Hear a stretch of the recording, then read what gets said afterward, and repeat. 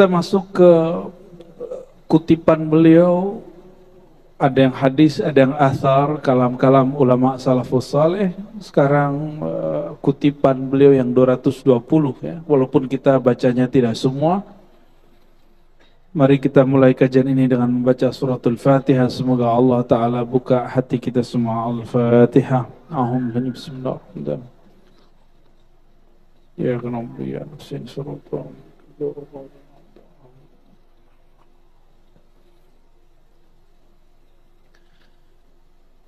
وبه قال حدثنا أخبرنا أبو عبد الله الحافظ قال حدثنا جعفر بن محمد بن سير قال سمعت أبا العباس بن عطاء. Beliau mengutip kalam seorang ulama salafus saleh bernama Abul Abbas Ibnu Atha. Ini bukan Ibnu Athaillah Sekandari pengarang hikam, Ibnu Atha yang jauh lebih tua, masih salafus saleh. Apa kata beliau? Cara menghadapi takdir, cara menghadapi dunia. Zarut tadbir wal ikhtiyar takunu fi taibin min al-aish. Fa inna at-tadbir wal ikhtiyar yukaddiru 'ala an-nasi 'aishahum. Ingin hidupnya santai tapi sukses gitu. Hidup santai masa depan, cerah, kerja, rajin, sungguh-sungguh, tapi pikirannya santai. Mau begitu? Mau? Nggak mau? Nggak mau ya? Aduh, gawat ini. Maunya apa? Rusak-rusuk. Apa? Iya, itu dia. Berarti gagal paham kali. Kitabnya yang gagal paham, Pak Antum yang gagal paham. Coba dengerin ya. Bismillahirrahmanirrahim. Dharut tadbir wal ikhtiyar. Jauhilah tadbir dan ikhtiar. Maksud beliau bukan melarang kita berikhtiar. Tadbir, apa arti tadbir? Tadbir itu berangan-angan terhadap sesuatu yang belum terjadi. Itu namanya tadbir. Coba kalau orang mau usaha, belum mulai usaha udah mikirin gagal. Nah, itu namanya tadbir. Ya, jadi kenapa banyak orang tidak sukses berusaha, tidak sukses sekolah, tidak sukses belajar ma'rifatullah, tidak sukses ikut aliran mana aja, karena belum masuk kemana-mana udah takut duluan. Takut sesat lah, takut salah jalan lah, takut gila lah, takut gagal. Tapi gilar nyalek nggak ada yang takut. Ya, padahal banyak yang gagal nyalek terbukti gila. Betul nggak? Orang belajar zikir jarang loh yang gila. Yang belajar zikir gila itu memang basicnya sudah gila. Emang orang gila terus belajar zikir ya tambah mabuk. Udah keruh ditambah air jernih, nggak ngefek. Ya. Itu yang disebut tadbir. Ini bukan tadbir bahasa Melayu. Ya. Para raja mentadbir alam, bukan itu. Ini tadbir bahasa tasawuf dan bahasa akidah. Hampir sama. Biasanya bahasa akidah dan tasawuf ini ada korelasi tapi beberapa beda. Ya. Dharut tadbir wal ikhtiyar. Jauhilah sikap memikirkan sesuatu yang belum terjadi. Wal ikhtiyar. Ikhtiar itu engkau memilih yang Allah tidak pilih. Ikhtiar itu maksudnya, bukan ikhtiar dalam bahasa Indonesia, bukan usaha. Apa arti ikhtiar di kitab ini? Memilih sesuatu yang Allah tidak pilih. Sering begitu nggak? Allah menakdirkan kita apa? Sudah terjadi, tapi kita protes, ya Allah kok begini? Nah, indikator kita ini suka tidak memilih yang Allah pilih. Apa yang kita lakukan? Sering ngomong, loh kok begini?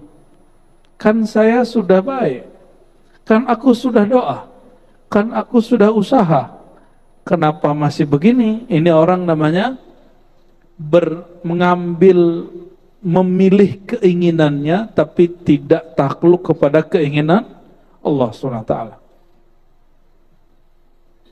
Kalau orang begini bersih, jauh dari takbir ikhtiar, kira-kira orang Islam, orang beriman, mereka akan rajin berdagang nggak?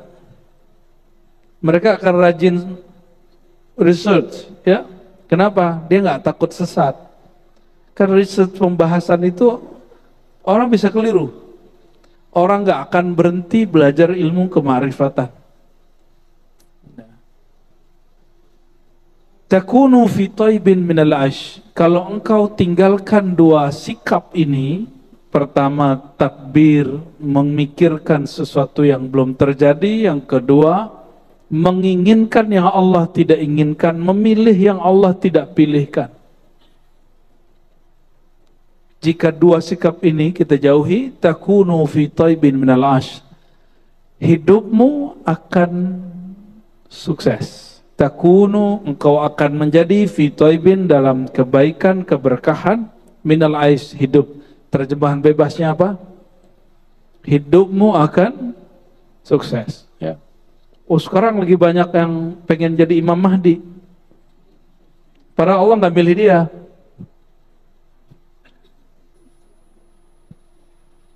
Ya, kita sering dapat surat, soalnya surat cinta dari Imam Mahdi. Canda-canda teman-teman tuh para mualim, kita buat reuni Imam Mahdi ya katanya. Hah? Nggak tahu. Lo kan ngirim surat, ini ada yang dari sini, dari situ. Kalau saya kumpulin sudah hampir 30 surat. Hampir 30 surat yang ngaku dialah Imam Mahdi yang kamu tunggu, wahai Ar-Razi. Waduh, saya bingung juga tuh ya. Ini kalau dikumpulin kan mereka bingung tuh sesama Imam Mahdi, Pak. Kan seru ntar kalau ada begitu ya. Biar mereka nonton yang beginian ya. Emang dia doang yang ngalamin itu ya.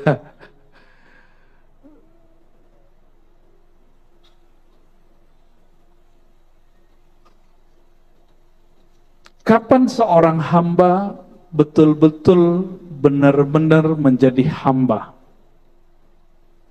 Orang yang sama ditanya. Su'ilal Abul Abbas Ibnu Atta, ya. Ibnu Atta ini ditanya, posisi apa atau konsep kayak gimana seorang hamba dia menjadi benar-benar hamba? Ini sudah betulan hamba belum nih? Atau baru ngaku-ngaku? Orang ngaku hamba dengan beneran hamba beda nggak? Ya, hamba Allah asli dengan hamba Allah bayangan beda nggak? Beda. Coba kita lihat, hamba Allah yang asli, yang benar-benar hamba, kata beliau, qama maqamal ubudiyah, qala tarkut tadbir. Dia meninggalkan semua sikap berangan-angan, memikirkan sesuatu yang belum terjadi. Ya, nanti kalau begini gimana, gini gimana? Apa bedanya tarkut tadbir dengan belajar ilmu akhir zaman? Beda loh ya. Belajar ilmu akhir zaman semuanya berdasarkan wahyu dan ilham. Kalau tadbir pakai angan, tapi ada juga yang kajian akhir zaman pakai tadbir, pakai angan-angan ada. Ada yang pakai WA juga ada, mau YouTube. Nih kita kasih tahu. Ini sudah akhir zaman. Akhir zaman pengkhabarannya langsung dari Nabi akhir zaman. Siapa beliau? Nabi Muhammad SAW. Berarti wahyu atau wali akhir zaman. Yang mereka dapat isyarat cara memahami hadis-hadis tentang akhir zaman. Nah, dan kita sudah riset dari 2006. Saya sudah mengkaji tentang hadis-hadis akhir zaman, tapi nggak paham-paham. Mengkaji kemudian kajian-kajian ulama-ulama, isyarat-isyarat yang mereka terima tentang akhir zaman, nggak paham-paham sampai terjadi pandemi. Ketemu orang aneh-aneh, ketemu kejadian aneh-aneh, dan rohani kita diberi anugerah besar lah oleh Allah SWT. Ya, di situ saya baru kemudian bisa menyusun, oh akhir zaman itu susunannya dari sini sini, baru faham. Ya, maka susunan itu bukan kita yang bikin, itu memang ada hadisnya begitu, tapi tadinya nggak tahu cara membacanya. Karena kitab-kitab akhir zaman itu mazhabnya juga ada kitab tazkirah, ya, ada juga al-nihayah, tazkirah karya Imam Qurtubi, ada an-nihayah karya Ibnu Katsir, ada yang lebih tua lagi karya Imam Abu Syekh, tapi hadisnya banyak dhaif, ya. Cuma ada hadisnya dhaif, maknanya benar. Mungkin terjadi, namun orang-orang salah memahaminya. Contoh, masih ingat kejadian awal pandemi? Ini pada lupa semua pandemi. Emang memori antum pendek-pendek semua ya. Waktu awal pandemi, orang panik beli beras di mana-mana. Ada yang kemudian nabung emas. Katanya yang bisa dipertahan ke akhir zaman cuma emas. Ya salam. Satu menggantungkan diri kepada beras, satu menggantungkan diri kepada emas. Dia lupa ilmu akhir zaman itu bukan masalah nyelamatin perut, dia nyelamatin kolbu. Ketika diumumkan nanti 15 Ramadan akan terjadi dukhon, semuanya panik. Benar gak? Masih ingat? Hadisnya paling dhaif loh. Walaupun isyarat beberapa aulia Allah itu akan terjadi, tapi bukan karena hadis dhaif itu. Karena hadis dhaif nggak usah dipercaya. Hadis dhaif tidak dapat dipercaya. Hadis dhaif dia hanya boleh dipakai dalam bab motivasi dan amal-amal kecil, amal-amal soleh. Dalam hukum dan akidah tidak boleh dipakai. Ya, ini perhatiin. Maka beliau dikutip dulu ayatnya, lalu hadis-hadisnya, lalu kalam-kalam ulama yang mendukung. Jadi ditaruh kalam ulama itu belakangan oleh Imam Al-Baihaqi. Seperti kalam Ibnu Atha Abul Abbas. Jadi jangan sampai antum ngaji akhir zaman yang main angan-angan. Dan ciri-ciri orang ngaji akhir zaman, dia pakai angan-angan, maka dia gelisah. Banyak takutnya, banyak cemasnya. Tapi kalau ngaji akhir zamannya pakai rohani, inilah yang disebut Abul Abbas Ibnu Atha. Kalau engkau ingin imanmu benar, hidupmu bahagia, zarut tadbira, tinggalkan mengangan-angankan, memikirkan sesuatu yang belum terjadi. Ya, Dajjal keluar, udah keluar belum? Belum. Emang dia sudah ada, berarti Mahdinya udah ada juga dong. Tapi dia sudah muncul belum? Wallahu a'lam, kan antum nggak tahu, kita juga nggak tahu persis. Secara persisnya ada yang tahu nggak? Oh, kecuali ngirim surat tuh kayaknya udah ada ya. Allahumma sholli ala Muhammad.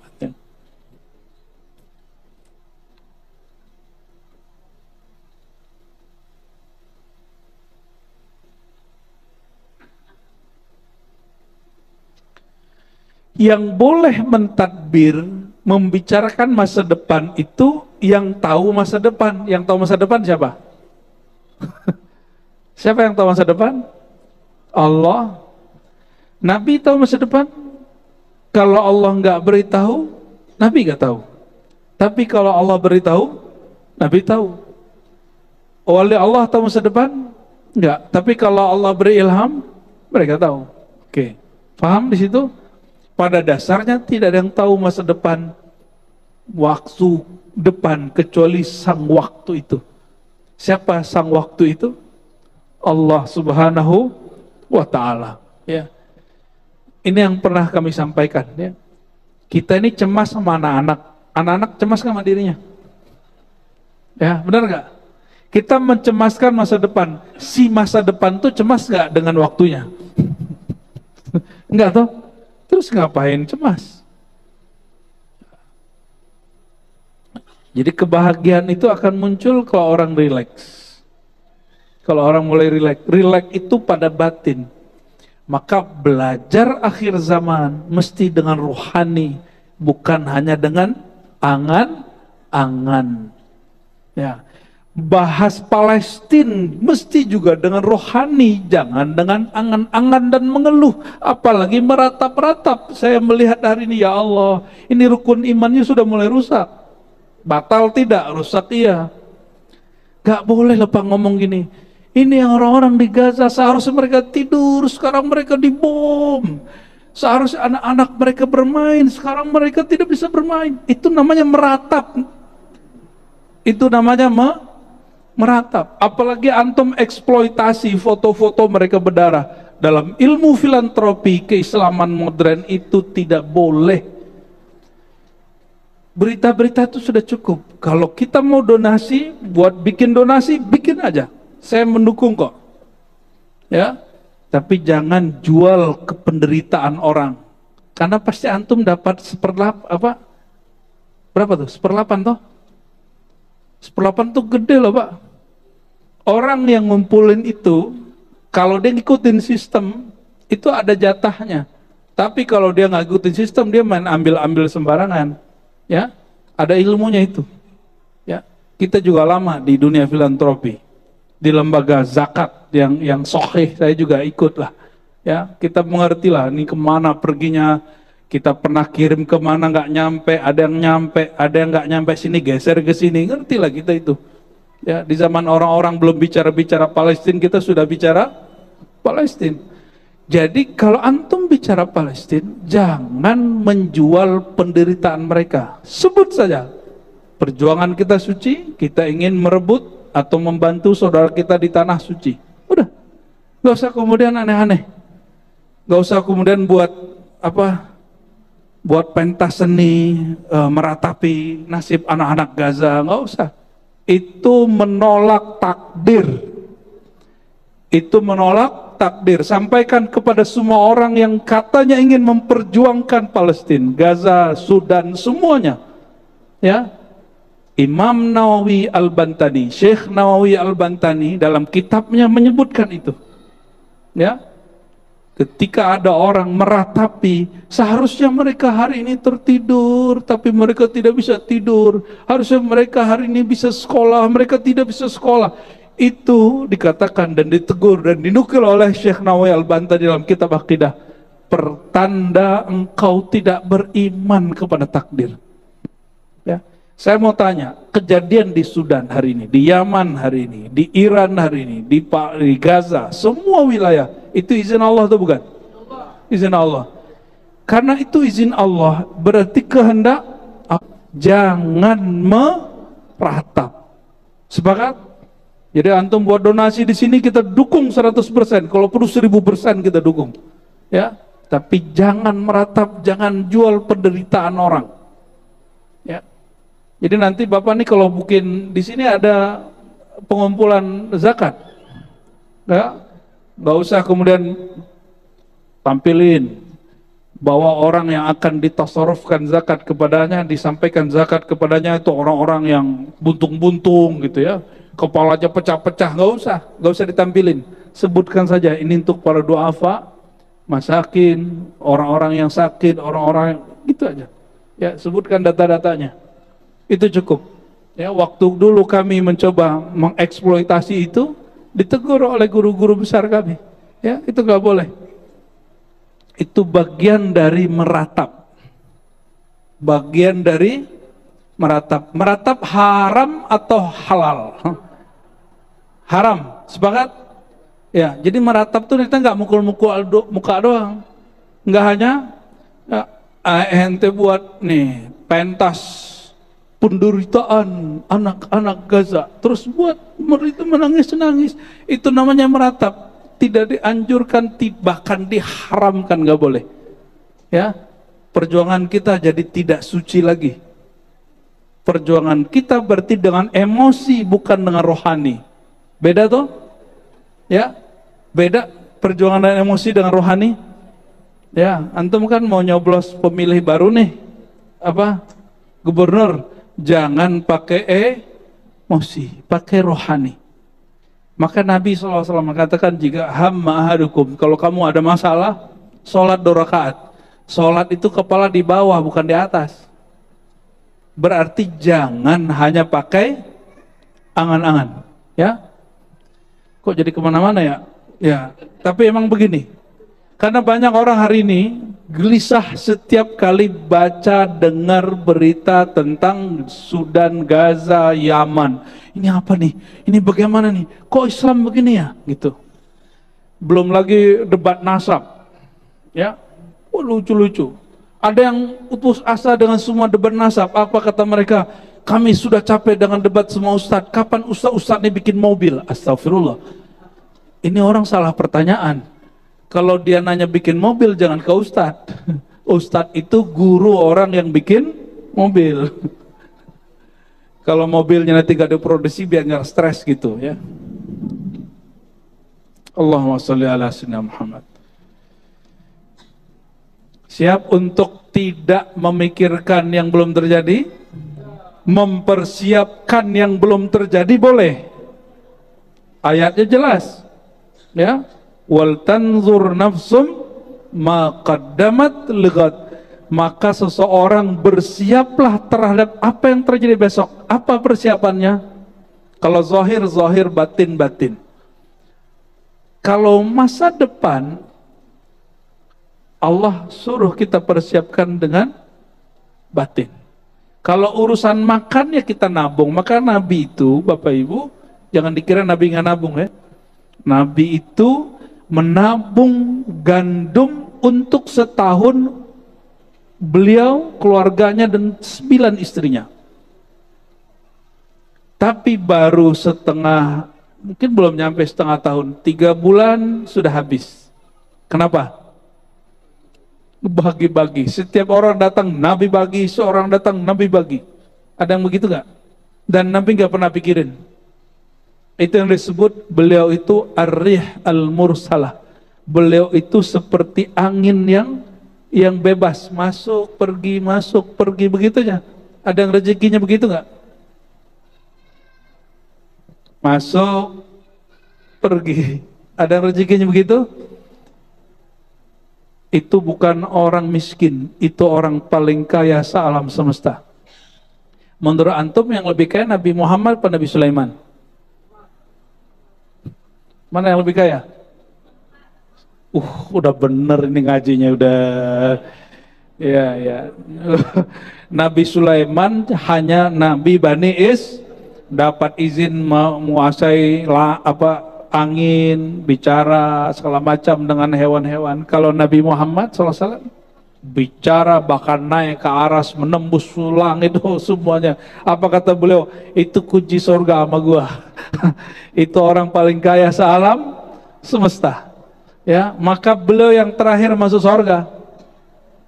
Bukan karena beliau kaya, tapi karena beliau menyelamatkan orang yang merasa kaya. Allahumma sholli ala sayyidina Muhammad. Semoga kita termasuk orang yang diselamatkan baginda Nabi Muhammad SAW. Masih takut kaya?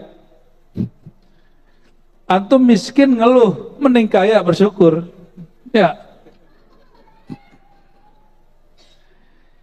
Maka beliau mengatakan, Ibnu Atha Abul Abbas, la tahillu as-salamah, la tahullu ya.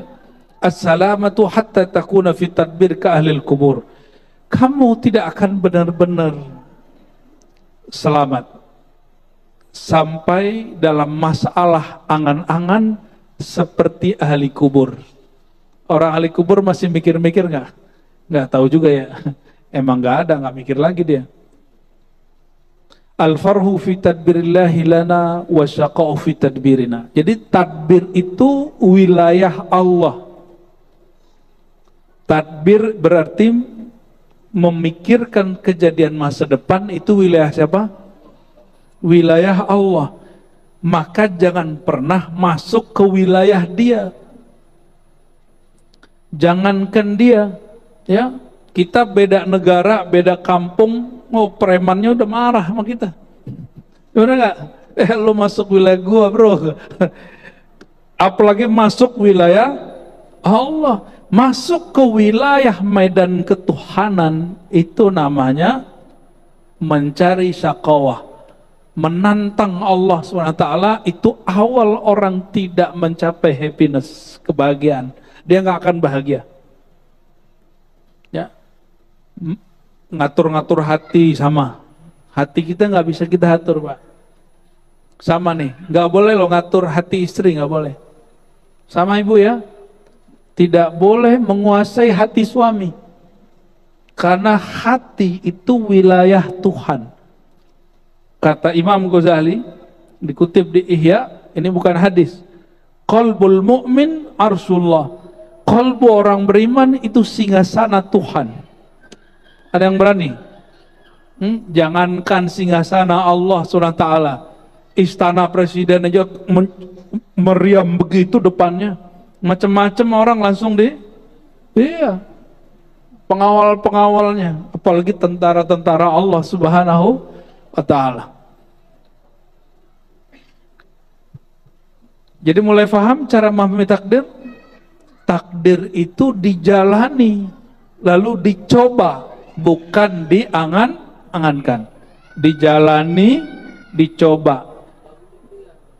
Ikhtiarnya bukan ikhtiar dalam pemahaman yang di kitab ini, tapi ikhtiar itu maksudnya beristikharah kepada Allah, lalu lakukan apa yang kita sanggup. Itu ikhtiar yang dimaksud, bukan kemudian memilih yang Allah tidak pilih.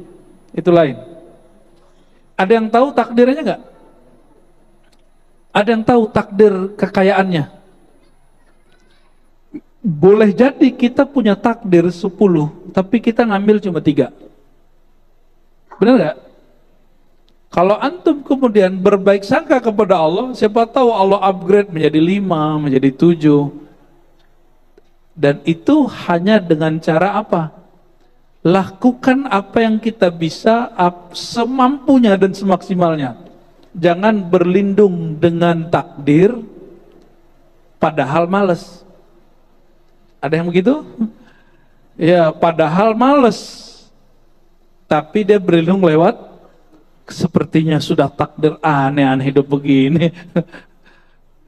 Allahumma shalli ala sayyidina Muhammad.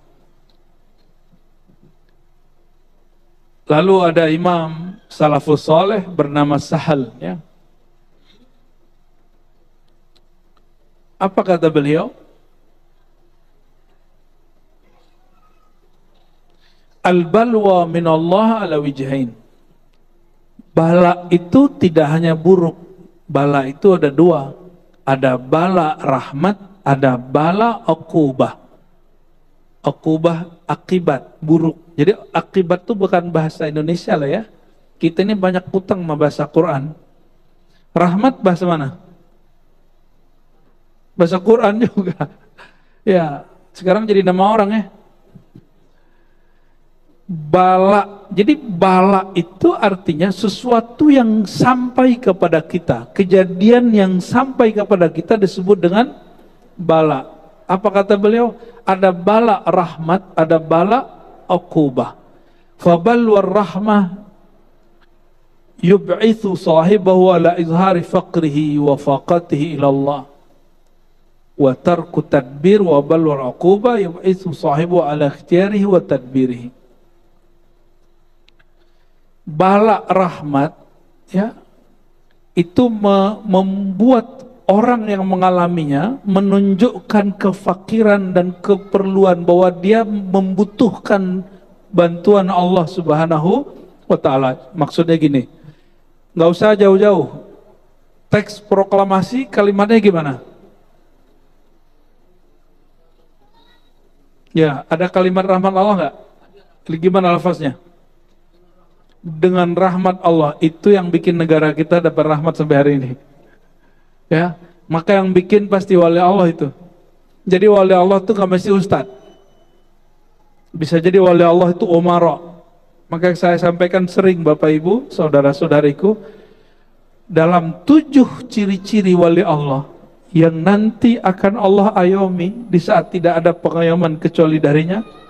Yang nomor pertama bukan ustadz loh. Nomor pertama, pemimpin yang Adil nih, mumpung di sini banyak di kantor-kantor wakil-wakil rakyat nih ya, sampaikan ke mereka bahwa pemimpin yang adil itu lebih tinggi derajatnya dari muallim biasa, dari guru biasa. Karena guru hanya bisa ngajar, kalau dia ditahan sama pemimpin ngajar nggak bisa ngajar, Pak. Ya. Kita doakan pemimpin yang akan dilantik, Allah jadikan dia kekasih Allah. Allah jadikan kolbunya bening. Allah akan jadikan dia betul-betul cinta sama negeri ini, cinta sama rakyatnya. Dia bawa kita ke rahmatnya Allah Subhanahu wa ta'ala. Ya.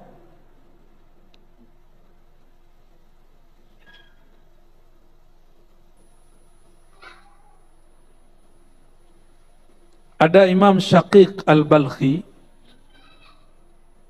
Syaqiq Al-Balkhi ini dinukil di sini pernah memberi wasiat kepada murid-muridnya, ya fakir, wahai muridku.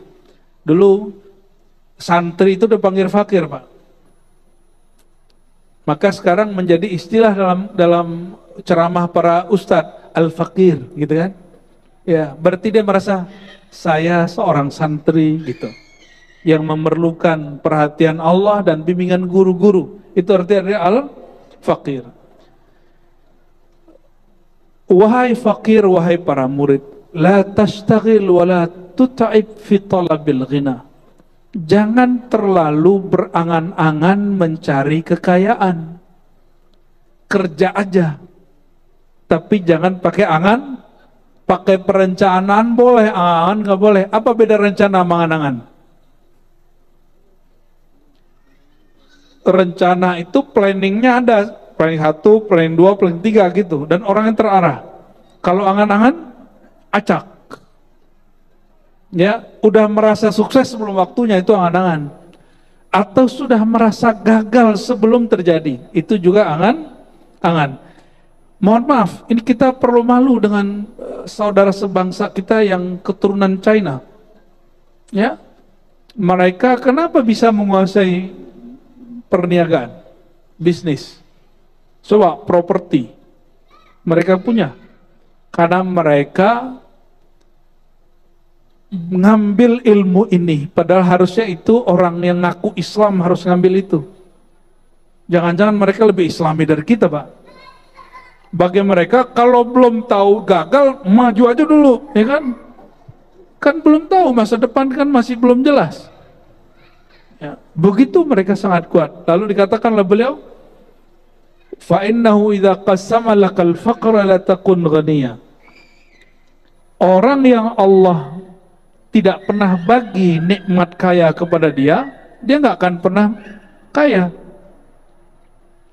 Maksudnya apa? Kaya itu takdir. Tapi takdir itu dari 1 sampai 10 kita diberi hak oleh Allah untuk memilih. Baik caranya, hak atau cara yang batil. Dari 10 nih orang kaya, jadi dia datanya 1 sampai 10, dia bisa saja dengan cara yang halal, atau bisa saja dengan cara yang haram, bisa dengan cara yang baik, bisa dengan cara tidak baik, bisa dengan cara zalim, bisa dengan cara tidak zalim, bisa dengan cara jujur, bisa dengan cara korupsi. Ya. Tapi karena sistem negeri kita ini agak ambigu, ya, orang nggak korupsi tapi terjebaknya di kolusi, orang nggak kolusi terjebaknya di nepotisme. Nepotisme itu kalau di Saudi nggak berlaku, Pak, karena emang negara Saudi negara apa? Monarki. Kalau ada proyek yang megang siapa? Saudara semua. Enak begitu, maka negaranya nggak ada pemilu. Nggak pemilu itu, Bapak Ibu, seandainya Indonesia nggak ada pemilu, kita sudah jadi negara, salah satu negara kaya di dunia. Habis duit kita untuk pemilu. Coba tanya sama DPR, tanya sama Menteri Keuangan, berapa habis dana pemilu kita setiap 5 tahun. Itu yang tercatat, yang masuk, belum lagi yang personal. Satu orang, jangan DPR, DPRD, berapa Pak dananya? Di Jakarta, berapa dia ngelontorin rata-rata? Ada yang tahu? Gua nyampe MM-an lah. Ya nggak bisa pakai doa Pak. Kecuali temanku di Jawa Tengah ikut partai santri, ya betul masuk dia. Ya saya nggak punya modal ya, tapi karena Kiai yang suruh maju masuk. Ya zero. Ada tuh partai begitu. Tapi kita nggak tahu sampai kapan partai itu akan begitu. Oke. Lalu lawan dari tadbir, lawan dari memilih sesuatu yang tidak dipilih Allah, apa lawannya? Yang kita sudah bahas sebelumnya itu ridha. Ya. Abul Abbas Ibnu Atha, ya, lagi-lagi Imam Salafus Saleh ini dinukil, kata beliau, ar-ridha tarkul khilaf 'ala Allah fima yujrihi al-'abd. Kapan seorang itu disebut ridha? Kalau dia tidak menentang keinginan Allah. Allah maunya kamu begini, terima aja gitu. Tapi jangan kemudian belum ngapa-ngapain udah terima. Itu namanya pemalas. Beda ya. Kapan seseorang tahu usaha dia, kemampuan dia itu batasnya A? Kapan dia tahu? Dia duduk aja atau dia coba? Coba. Antum ngomong, kayaknya takdirku begini. Itu setelah mencoba atau sebelum mencoba?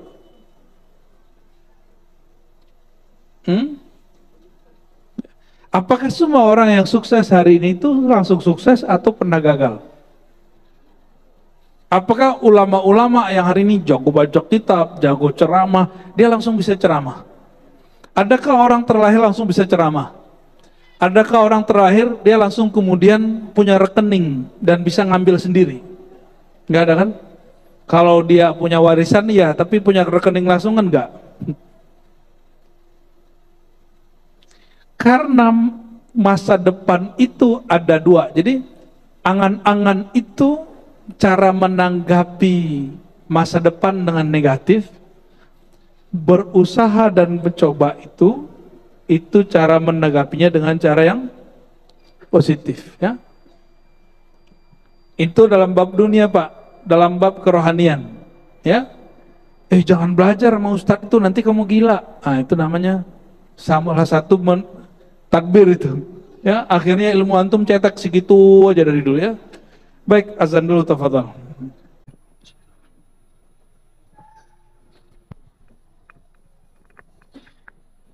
Kita baca beberapa lagi sebelum ada tanda jawab, ya.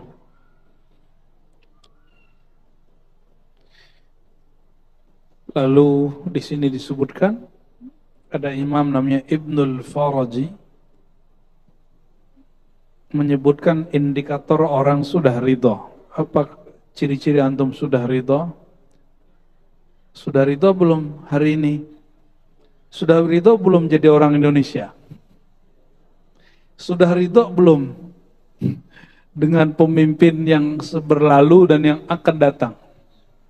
Takdirnya loh, bukan nama orangnya, itu terserah antum lah itu. Takdir kita dipimpin orang ini, orang itu dari ridho belum? Yang mengizinkan terjadi itu siapa? Bukan berarti kemudian kita jadi tidak kritis, bukan, itu lain cerita, ya. Karena kalau antum suka ngeluh, ya, jalan lobang, salah dia, ya kan. Apalagi banjir, salah dia gitu. Jadi semuanya yang ada nyari orang untuk dikambing hitamkan. Ya semua salah dia. Astagfirullah. Semua salahmu gitu. Apa kata Imam Ibnul Faraji? Ridha itu indikatornya 3. 1, engkau tidak mempunyai pilihan kecuali yang Allah pilihkan kepadamu. Tarkul ikhtiar. Yang kedua, sururul qalbi bimurril qada. Hatimu bahagia dengan semua takdir yang terjadi, yang berlalu. Berarti beliau dihajar yang pertama jangan pakai angan-angan masa depan, Kalau yang sudah berlalu, hatinya bahagia. Hari ini takdir yang sudah dialaminya bahagia nggak? Ya, surur tuh happy aja. Allah lagi menginginkan apa ya gitu. Kok kita dipimpin dia di periode ya gitu. Antum harusnya begitu. Happy aja. Kan Allah yang ngatur. Ya, Allah yang ngatur nggak? Ada nggak di satu wilayah di Indonesia Allah tidak berkuasa di situ? Sudah happy dong. Happy aja Pak. Santai aja ya. Terus yang ketiga, isqatu tadbir minan nafs hatta yahkumalaha 'alaiha. Ya, menghilangkan angan-angan dari jiwa hatta yahkumalaha 'alaiha, sehingga dia dapat menguasai jiwa, bukan kemudian malah jadi petaka baginya. Lalu beliau mengutip lagi Imam Abu Osman Al-Baikandi, apa kata beliau? Kalau benar seseorang itu tidak cinta dunia, lalu kenapa dia sedih kalau dunianya hilang? Yang lagi baru turun kemarin, terus nyalek lagi, nggak masuk. Kalau betul dia memang cinta rakyat nggak milih dia. Dibongkar nggak jalannya? Enggak ya, harusnya kan nggak dibongkar.